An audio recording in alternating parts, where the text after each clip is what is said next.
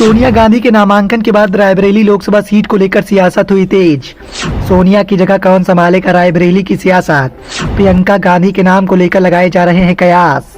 पहली बार लोकसभा को छोड़कर सोनिया गांधी ने पकड़ा राज्यसभा का रास्ता। क्या सोनिया गांधी के इस फैसले का होगा रायबरेली की सियासत पर पड़ा असर?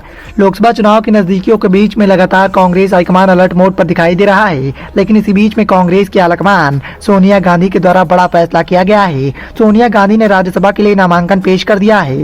नामांकन के बाद से ही लगातार इस बात को लेकर चर्चाओं का बाजार गर्म है कि अब रायबरेली की सियासत को कौन संभालेगा। रायबरेली को गांधी परिवार का गढ़ कहा जाता है और यहाँ हमेशा गांधी परिवार का दबदबा देखने को मिलता है।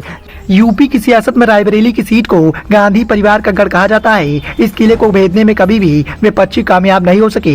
सोनिया गांधी ने राजस्थान से राज्यसभा के लिए नामांकन कर दिया है। इसके साथ ही यूपी की राजनीति के गलियारों में इस बात की चर्चाएं तेज हो गई हैं कि गांधी परिवार के लिए अब सुरक्षित माने जाने वाली रायबरेली लोकसभा सीट पर इस बार चुनाव कौन लड़ने वाला है। इसके लिए प्रियंका गांधी के नाम को लेकर चर्चाओं का बाजार गर्म है। ये पहला मौका है जब सोनिया गांधी लोकसभा की बजाय राज्यसभा में जाएंगी। जब से उनके इस निर्णय का पता चला है तब से रायबरेली सीट को लेकर कयासबाजी और भी तेज हो गई है। कहा जा रहा है कि अब प्रियंका गांधी इस सीट से चुनाव लड़ सकती हैं। उधर भारतीय जनता पार्टी के प्रवक्ता गौरव भाटिया ने सोनिया गांधी के राज्यसभा के लिए पर्चा भरने पर तंज कसते हुए कहा कि गांधी परिवार ने अपना बैग पैक कर लिया है और यूपी छोड़ दिया है। उन्हें इस बात का अंदाजा हो गया है कि सभी 80 लोकसभा सीटों पर बीजेपी ही जीतने वाली है। रायबरेली यूपी की इकलौती सीट है जहां से 2019 के चुनाव में कांग्रेस को जीत मिली थी। ये और अमेठी गांधी परिवार का गढ़ कहा जाता है।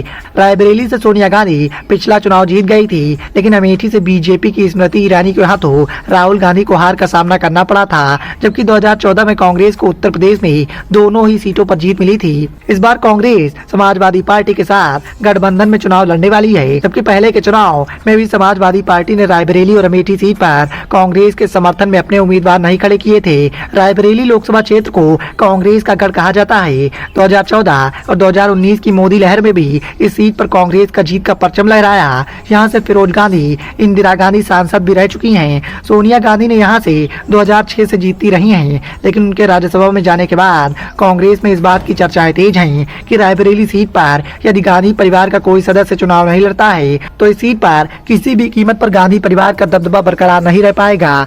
उम्मीद इस बात की जताई जा रही है कि इस सीट से प्रियंका गांधी चुनाव लड़ सकती हैं या फिर राहुल गांधी अमेठी से मैदान में उतर सकते हैं। रिपोर्ट के मुताबिक बताया जा रहा है कि कांग्रेस के प्रदेश अध्यक्ष अजय राय ने कहा है कि इस बारे में प्रियंका गांधी को ही निर्णय लेना है। उन्होंने कहा है कि रायबरेली और अमेठी से गांधी परिवार का पारिवारिक रिश्ता है। गांधी परिवार के सदस्य जनता की सेवा करते रहे हैं और करते रहेंगे।